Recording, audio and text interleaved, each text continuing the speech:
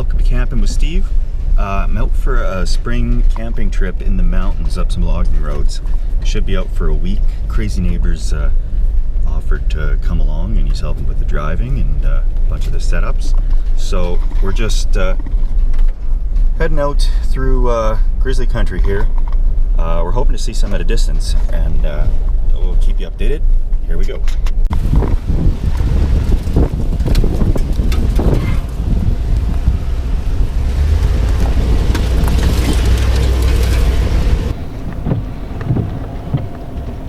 Well, this looks like a decent campground.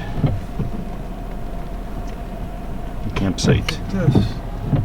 Huh. Firewood. Now we're talking. I think this will do. Hey guys, Camping with Steve. We found our spot. There was some firewood here. We're gonna get a fire started because that's the first thing we want to do. It's been raining on and off. We'll get this going, then we'll set up the tent. We're using the ice fishing tent shack with the wood stove because it's going to be below freezing tonight probably. So let's get started on the fire. So the generous wood that we've piled on top of what we used to clear up the campsite, we'll get that started here.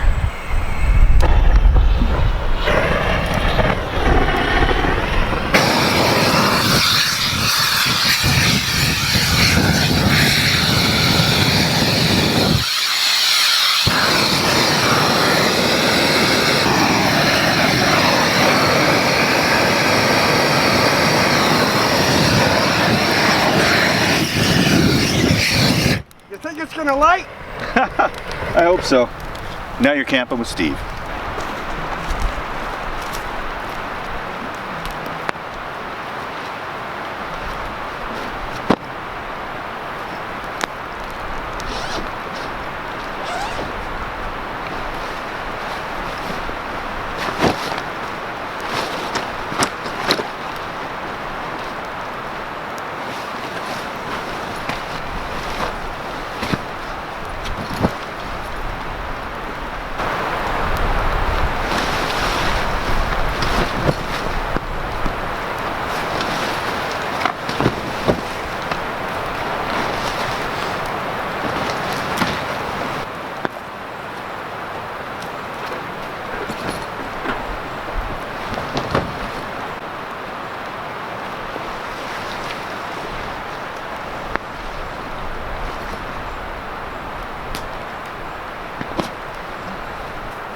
So, some of you know I don't like bears very much. Well, I like bears, but I have a healthy respect for them, bordering on a phobia.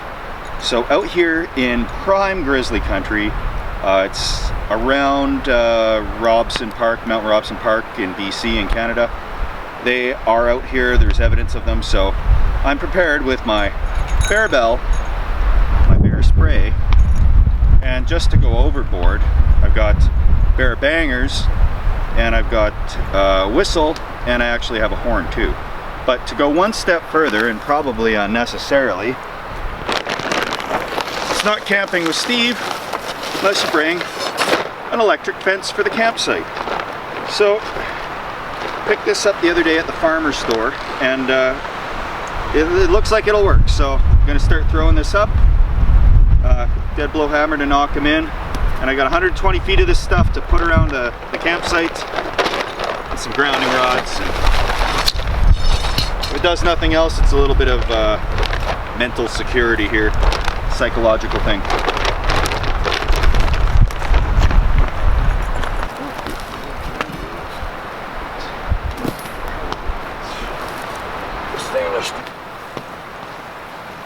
Which side of the fire you want to go on, Steve?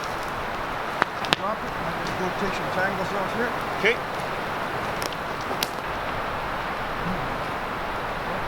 Okay, we've got the fence up around the perimeter. We haven't electrified it yet. First thing that we had to do was go right along the ground. On this particular model, every horizontal yellow line is electrified. So we just wanted to make sure that there weren't any weeds and brushes and things like that that would affect the performance of the fence. And we're going to hook up the charger to it next and if anything else, it just gives us a mental sense of security out here in the peaceful wilderness, and it's a visual barrier to the bears as well, from what I've heard. This whole thing should be fairly intimidating to them. So, one of the key factors when you're camping is that you need a good grounding rod for your electric fence. This is stainless steel. It came off of an IV pole from an auction, and I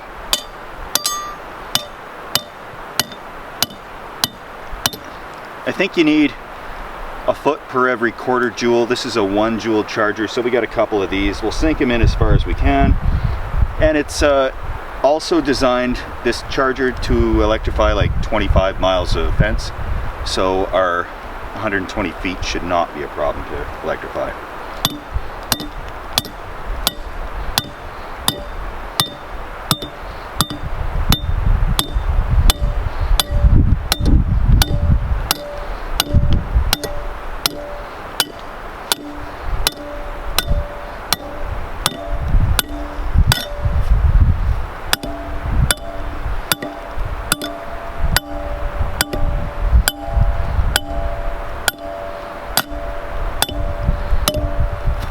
Pulling it out's a different story, but I'm coming back camping with my wife, and I might just leave it in there because it's going to be tough to get out. Hey guys, about to turn on the electric fence here. We've got it jimmied up a little.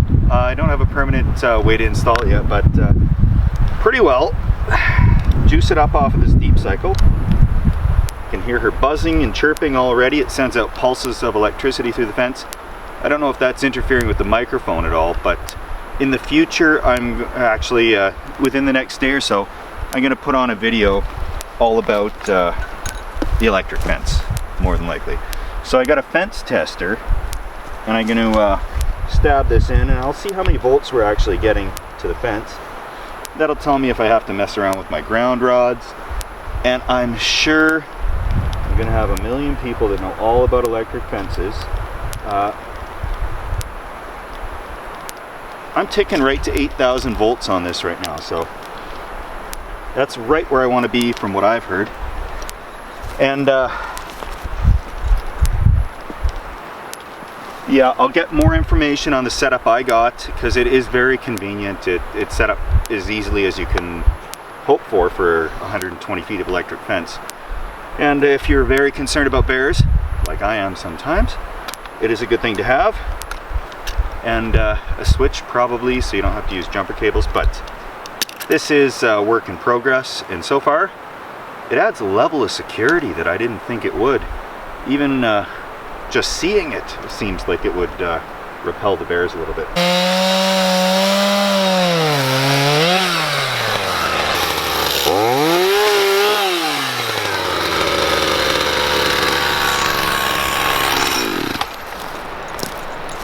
Safety first. Well, now that we're all secured with the electric fence, we'll see how that works. We need a cooking area, and in order to be bear safe, from what I've heard online and read, you need your cooking site to be downwind from your tenting site. So that's exactly what we've got here. We have a couple of trees. We're going to rig up a nice platform here between them. We can put an overhang so that we can cook if it's rainy. And this is just going to be great. We're going to put in a couple of these, and we got a piece of plywood as well. And oh, crazy neighbor is always ready to help with such a thing. Why would they call you a crazy neighbor?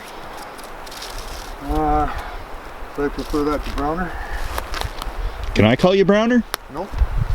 All right. You're not part of that circle.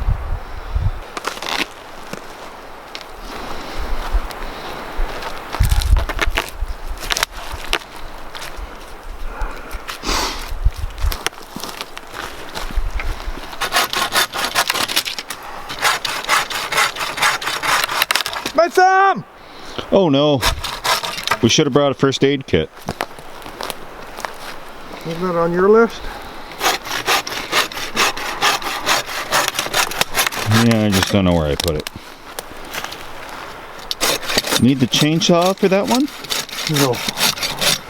All right. If I don't have a heart attack, we'll be fine.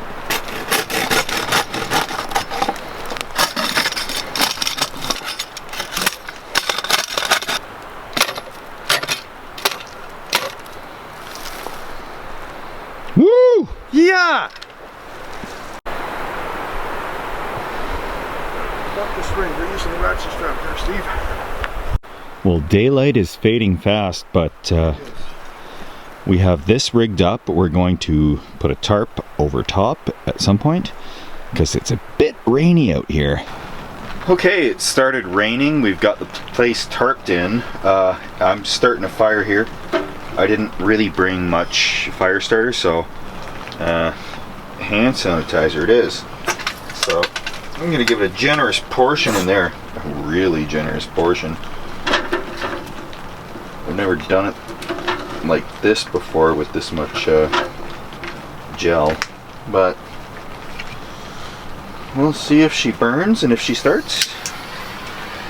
It's all part of the progress in learning how to camp, which I'm always learning how to do.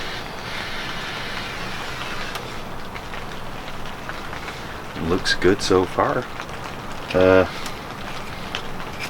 This wood stove, open up the flue on the top there so that it's venting nice and easy when it's trying to start. And typically you'll open the shutters on the bottom full open, and if you close her, that starts to draw the fire through. Let's see if this starts.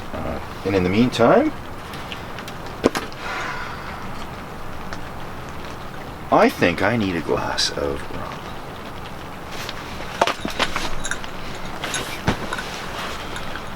Strange having a cameraman. I'm used to doing this all myself. Anyhow,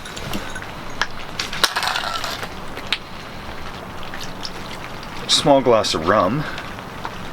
To wait for this fire to start. And things should be a-okay. This will warm up and we'll cook a meal, check a few things out, and thanks for camping with Steve. Yeah, that's cheap rum.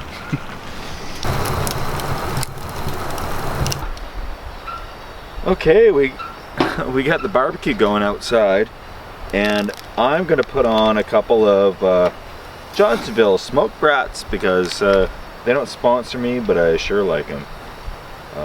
If Johnsonville is listening, I'll gladly take, I might put 3 in.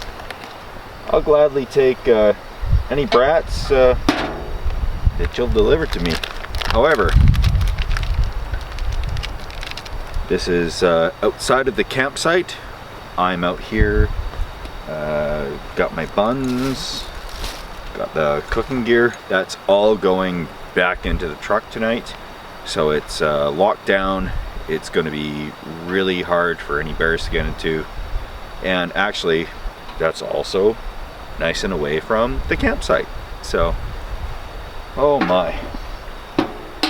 I just can't wait. Oh, hi. Yeah, I'm just putting some mustard on some brats. And then I'm going to lock everything down, turn on the fence, and hunker down. So, nothing wrong with hunkering down around here. And we got about a week to go and do this type of camping. And then possibly more after that. So, thanks for watching so far. There might be a breakfast, I don't know. There will be one over the next week, but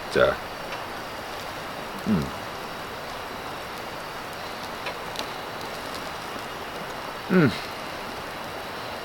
just can't beat a Johnsonville brat with mustard. It's fantastic. Hey guys, I've just eaten for the night. Beautiful, delicious brats.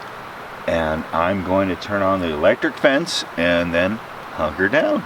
So I can hear the zap and the tick. It tells me it's working. I already tested it earlier to see how many volts it's putting out.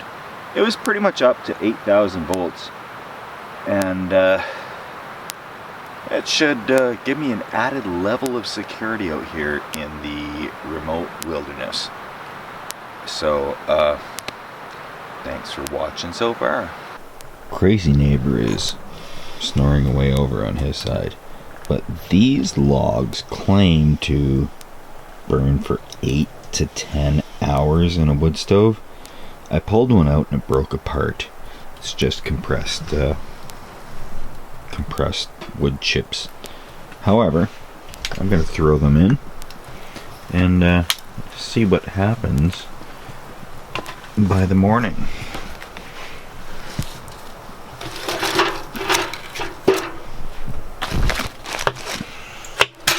Oh boy.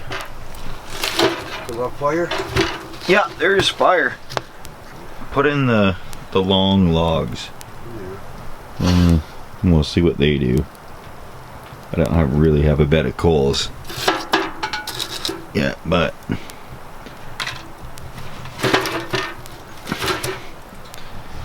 it would be pretty cool if they worked as advertised. Press logs in?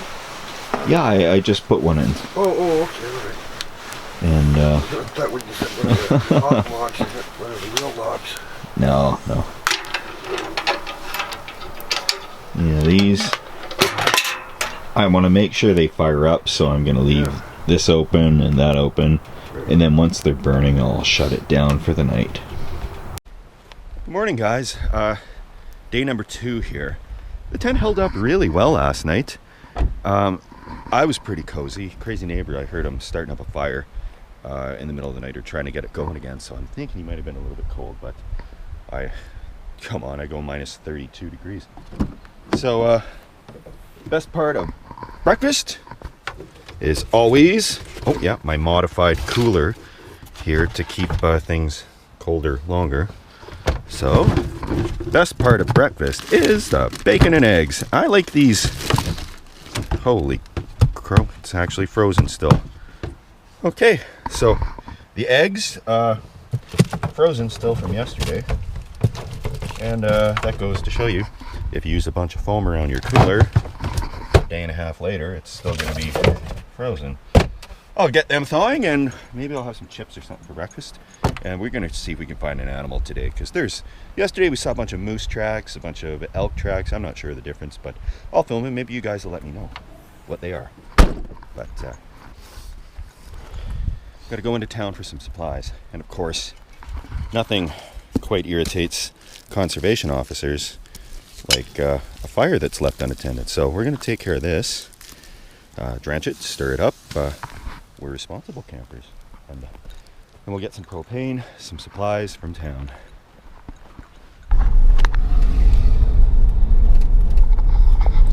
Okay, we got to Vale Mount. We are loading up with some supplies. I'm going to upload the video from the first night of camping, and then we're headed back out, film another video. This is great. It's going to be a full week of this. So while I'm in town here, I'm going to upload this video, and then in the next few days, hopefully I'll be able to upload some more when we come back into civilization. But until then, you're camping with Steve.